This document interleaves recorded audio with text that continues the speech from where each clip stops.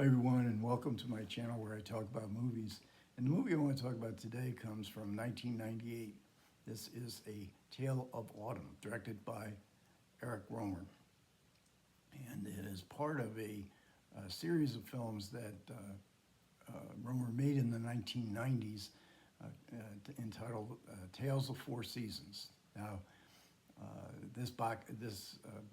Criterion has a box set of these four films, uh, and they also are streaming all four films on the Criterion channel.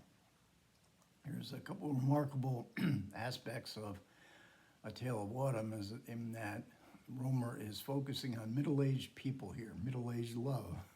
This is very different from almost all of Rohmer's films, which focus on young people in their 20s as they struggle with the affinities and the mysteries of it, and also finding a career. These are more established characters, but love is still on their minds. And the other aspect that's interesting about this film is that Rohmer brings back two very recognizable actors from his previous work. First is Beatrice Roman. As a teenager, she appeared in Claire's Knee back in 1972. When she was in her 20s, and that was part of the Six Moral Tales. Rohmer has three series of movies in his filmography. And then in the 1980s, when she was in her 20s, she was the star of A Good Marriage, in which she is very funny as she searches for a perfect husband. So she's playing a woman who has inherited a vineyard from her parents. She's very devoted to this vineyard and very serious about it. She is the kind of wine grower that is unconventional. She lets the weeds grow.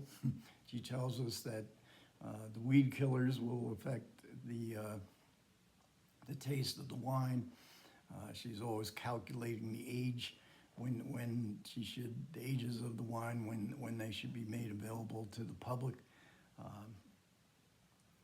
So quality over quantity, and there's a deep connection that her character Magali has to the land. But she's a widow. She's not particularly happy in her personal life. This is her farm requires a lot of work. She only has one employee. She has two children. They don't really seem to like her very much, so she's basically on her own. But she does have a very good friend, and this is played by Marie Revere. Marie Revere was the star of one of Rohmer's most critically acclaimed film, The Green Ray, also part of the Comedies and Proverbs in the 1980s. And both of these actresses also appear in different other Rohmer films in small roles or on the edges. Marie Revere is quite the opposite to her character Isabel. It's quite the opposite to Magali. She has a bookstore in town. She's been happily married to her husband for about 25 years. She's preparing a wedding for her daughter that's going to be held at their house and then the grounds around it. But she comes to visit Magali, and she's worried about her. And the time has come. You're going to have to find a husband. You're going to have to try to somebody help you in your working life, but also for your personal life, for your emotional life. And Magali doesn't disagree with that. She says, "Yeah, but where do you find them? Do they just fall from the sky? What would I do?" So Isabel's idea is to put a personal ad in the paper, which absolutely floors Magali's. These will all be losers. These will all be potentially dangerous people. So she doesn't like the idea. But Isabel goes forward with this idea, and she places an ad, and then when she gets a response, she goes to the assigned place where they're going to meet, and she masquerades as Magali, as if she were the wine grower. And of course, she doesn't look like a wine grower. Isabel is very elegant. She's a business lady. Um, she doesn't feel the connection to her work the way that Magali does. She might have a very happy life. She's a bookseller, but she makes a point that I'm a bookseller. I'm not a bookworm. I'm a bookseller. This is my business. So she doesn't feel the same connection to the books the way that Magali does to her grapes. So when she comes to the meeting with the response to the personal ad, she's floored because this guy is almost too good to be true. This is the miracle. The Tales of Four Seasons are movies about small miracles. They're not large ones, but this is a fairly significant one because she can tell right off the bat that this is a very this is a very attractive man, Gerard. He is a businessman. He's divorced, and he grew up in the wine country of North Africa. As did Magali. She came to France when she was 7, but they both were born and bred in the wine country of North Africa. And he looks at Isabel playing Magali, and he wonders, you are actually a wine grower? She's very beautifully attired, jewelry. She has an air about her, and he wants to look at her hands, but he's very attracted to her, and ironically enough, Isabel is attracted to Gerard. Of course, what's going to happen? Eventually, he has to be told. So this is the marriage plot number 1. But there's a marriage plot number 2 as well. Magali has a son who is in university, and his girlfriend comes to the winery, and she initially becomes floored in admiration for Magali.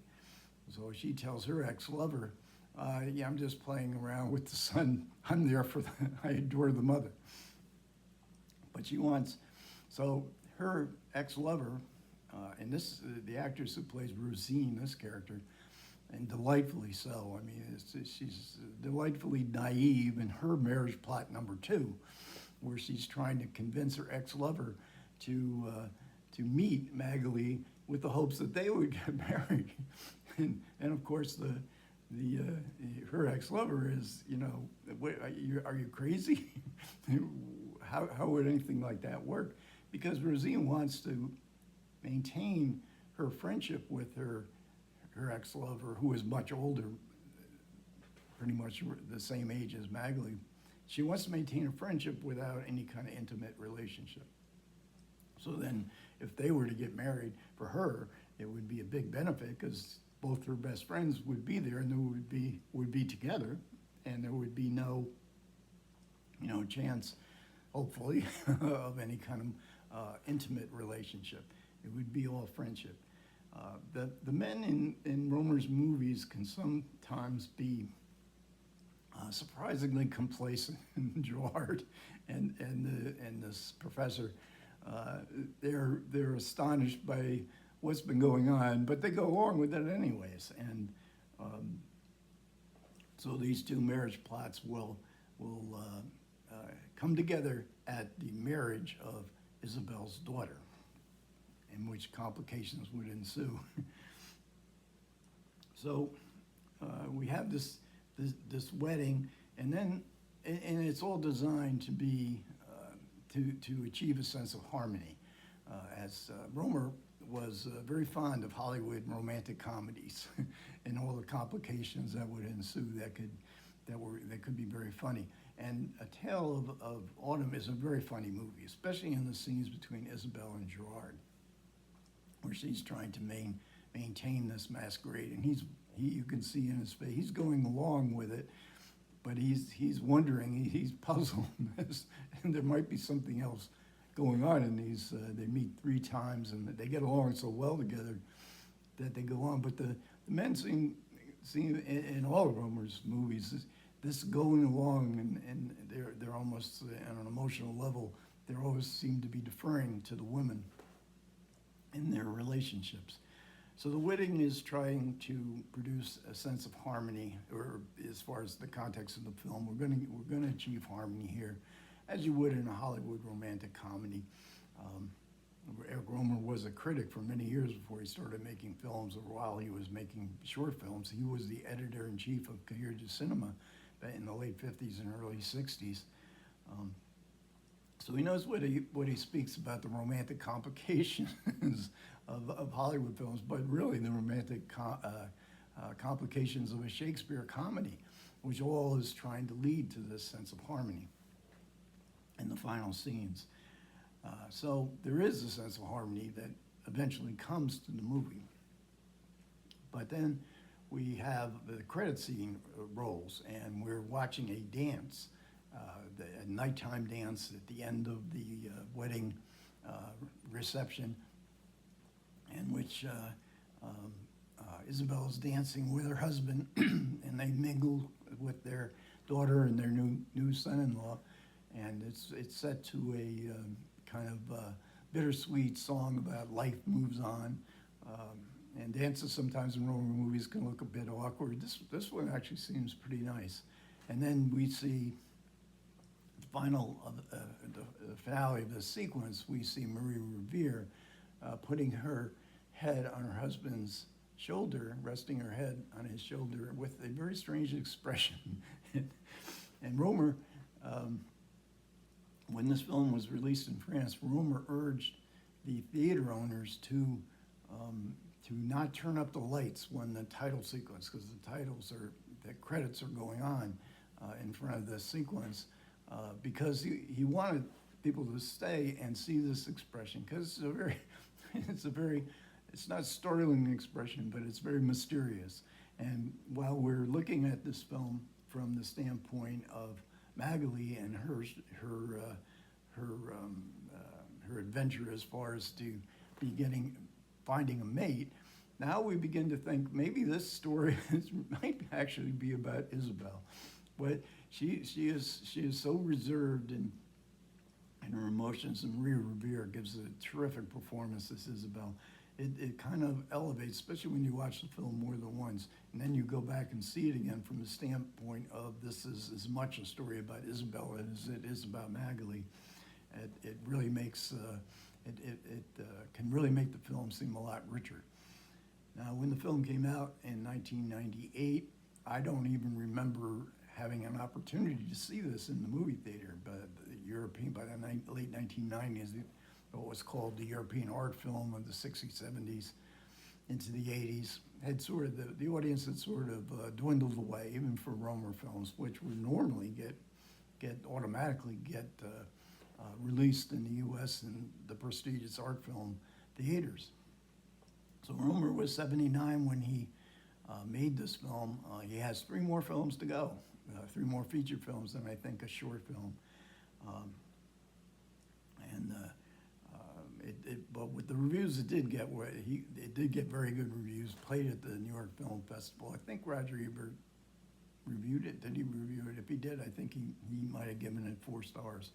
So next up, I'm returning to my Louis Buñuel series. I'm going to be discussing Diary of a Chambermaid from 1964, starring Jean Moreau. Okay, thanks a lot for everybody who managed to listen. I do appreciate it. Comments are welcome. Take care.